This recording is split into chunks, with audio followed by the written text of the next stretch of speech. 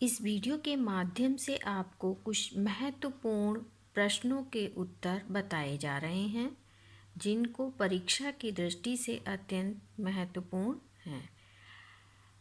First है आपका, अर्थशास्त्र की परिभाषा को कितने भागों में बांटा गया है या विभाजित किया गया है। तो अर्थशास्त्र की परिभाषा को 4 भागों में विभाजित किया गया है। फर्स्ट है आपका धन से संबंधित परिभाषा।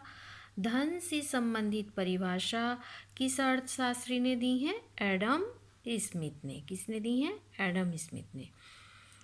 सेकंड है आपका भौतिक कल्याण से संबंधित परिभाषा।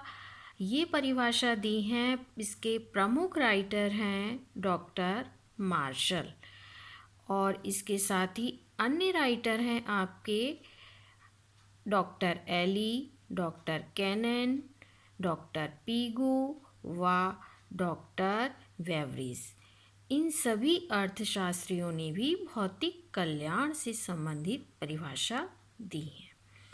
सीमितता से संबंधित परिभाषा किस अर्थशास्त्री ने दी है? सीमितता से संबंधित परिभाषा डॉक्टर रॉबिन्स ने दी है। किसने? डॉक्टर रॉबिन्स ने 1932 में दी। विकास से संबंधित परिभाषा, फोर्थ पॉइंट है आपका विकास से संबंधित परिभाषा। ये परिभाषा दी है डॉक्टर पॉल ए सैमुअल्सन ने। डॉक्टर पॉल ए सैमुअल्सन ने। तो ये अर्थशास्त्र की परिभाषा के कितने विभाग हैं? 4 विभाग हैं। फर्स्ट धन से संबंधित, सेकंड है आपका भौतिक कल्याण से संबंधित, थर्ड है आपका सीमितता से संबंधित, और फोर्थ है आपका विकास से संबंधित। इसके बाद आता है अर्थशास्त्र का महत्व। अर्थशास्त्र का महत्व जो है वो किन किन क्षेत्रों के लिए आवश्यक है? अर्थशास्त्र का महत्व किन किन क्षेत्रों के लिए आवश्यक है? तो फर्स्ट है आपका अर्थशास्त्र का महत्व उपभोक्ताओं के लिए। किसके लिए? उपभोक्ताओं के लिए, यानी कि जो उत्पादन किया जाता है उसका उपभोक्ता वस्तु का उपभोग करते हैं। सेकंड है आपका उत्पादकों के लिए। जिन भी चीज़ों का निर्माण हो रहा है, उत्पादन हो रहा है, तो उत्पादन के क्षेत्र के लिए महत्व रखते हैं। थर्ड है आपका श्रमिकों के लिए। ये सारी अर्थव्यवस्था की ही इकाइयां हैं, तो इसलिए श्रमिकों के लिए भी अर्थशास्त्र का महत्व है। फोर्थ है आपका कीमत निर्धारण करने के लिए, यानी कि जो वस्तुएं और पदार्थों जो वस्तु और पदार्थों का निर्माण किया गया है, उत्पादन किया गया है, उनको किस प्रकार से उनकी कीमत या मूल्य को निर्धारित किया जाए, ये अर्थशास्त्र के क्षेत्र से ही संबंधित है। फिफ्थ है आपका वितरण के निर्धारण के लिए, यानी कि जो वस्तुएं निर्मित की गई हैं उनको किस प्रकार से वितरित किया जाए, उनका वितरण किस प्रकार किया जाए, ये भी आपके अर्थशास्त्र के क्षेत्र से संबंधित है। तो अर्थशास्त्र का महत्व किन किन क्षेत्रों के लिए आवश्यक है? उपभोक्ताओं के लिए, उत्पादकों के लिए, श्रमिकों के लिए, कीमत निर्धारण के लिए, वितरण के निर्धारण के लिए। ये हो गया आपका अर्थशास्त्र का महत्व, अर्थशास्त्र की परिभाषा।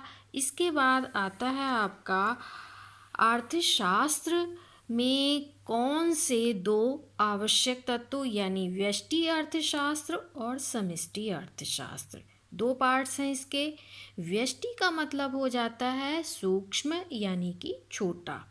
समष्टि का मतलब हो जाता है व्यापक, यानी कि बड़ा।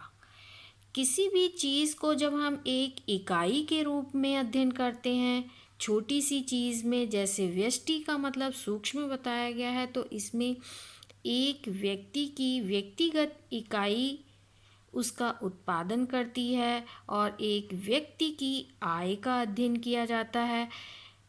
इसी प्रकार समष्टि अर्थशास्त्र व्यापक है, यानी पूरी अर्थव्यवस्था का अध्ययन करती है। तो इसमें हम किसका अध्ययन करेंगे? राष्ट्रीय आय का। व्यष्टि में प्रति व्यक्ति आय का, समष्टि में राष्ट्रीय आय यानी पूरे देश की आय। उसी प्रकार से अन्य उदाहरण भी इसमें ले लेते हैं, जैसे कुल रोजगार है, कुल आय है, जितना भी है, यानी एक देश के अंदर जितनी भी इकाइयों के माध्यम से कार्य हो रहा है वो सब आएगा आपका समष्टि अर्थशास्त्र के अंतर्गत। तो ये हमारा हो गया है व्यष्टि अर्थशास्त्र और समष्टि अर्थशास्त्र में अंतर। इसके बाद आपका आता है क्रियाएं कितने प्रकार की होती हैं। तो क्रियाएं हमारी कितने प्रकार की होती हैं? 2 प्रकार की होती हैं। एक हमारी आर्थिक क्रियाएं होती हैं और दूसरी होती हैं हमारी अनार्थिक क्रियाएं। आर्थिक क्रिया का क्या मतलब होता है? आर्थिक क्रिया का मतलब होता है कि वे क्रियाएं जिनसे व्यक्ति धन व संपत्ति प्राप्त करके अपनी विभिन्न आवश्यकताओं की पूर्ति कर सकता है, उन्हें हम क्या कहते हैं? आर्थिक क्रियाएं। यानी कि जो भी हम कार्य कर रहे हैं, उत्पादन से संबंधित उत्पादन किया जा रहा है, तो वो हमारी क्या हो रही है? आवश्यकताओं की पूर्ति हो रही है उस वस्तु से, तो वो हमारी धन से संबंधित क्रियाएं हो गई। अनार्थिक क्रियाएं किसे कहते हैं? अनार्थिक क्रियाएं वे क्रियाएं होती हैं जिनका उद्देश्य क्या होता है? धन प्राप्त करना नहीं होता है। वो क्रियाएं किस उद्देश्य से की जाती हैं? वो क्रियाएं एक सामाजिक हित के कार्य के लिए की जाती हैं। जैसे सामाजिक क्रियाएं हैं, मान लीजिए इस समय सर्दी हो रही है, तो सर्दी में किसी भी अनाथ आश्रम में रज़ाई या लिहाफ या ऊनी वस्त्र कुछ भी किसी भी संस्थाओं के द्वारा जो वितरित किए जाते हैं वो हमारी आर्थिक क्रियाओं के अंतर्गत नहीं आते। वो किसके अंतर्गत आते हैं? अनार्थिक क्रियाओं के अंतर्गत आते हैं, क्योंकि उसमें हमारा उद्देश्य धन कमाना नहीं है। इसी प्रकार से माता पिता अपने बच्चों की पालन पोषण करते हैं, उनकी शिक्षा दीक्षा में खर्च करते हैं। अन्य बहुत सारे एग्जाम्पल्स ऐसे हैं जिनके माध्यम से अनार्थिक क्रियाएं की जाती हैं। इसके बाद आता है आपका अर्थव्यवस्था क्या है। अर्थव्यवस्था वह व्यवस्था है जिसके द्वारा व्यक्ति की आजीविका कमाते हैं, यानी कि व्यक्ति अपनी जीविकोपार्जन का एक साधन बनाता है। तो अर्थव्यवस्था वह व्यवस्था है जिसके द्वारा व्यक्ति अपनी आजीविका चलाता है, यानी अपने जीने का रास्ता ढूंढता है। उसके माध्यम से उसके जीवन की जो आसान सी रास्ता चुन लेता है, उसके माध्यम से ही उसको पता चलता है कि हम किस प्रकार से अपना जीवन यापन संभव कर सकते हैं। उसका हर संभव प्रयास रहता है कि वो अपने जीविकोपार्जन के लिए अधिक से अधिक उत्पादन करके कम से कम खर्च में अपनी जीविका को चला सके, अर्थव्यवस्था को गति प्रदान कर सके।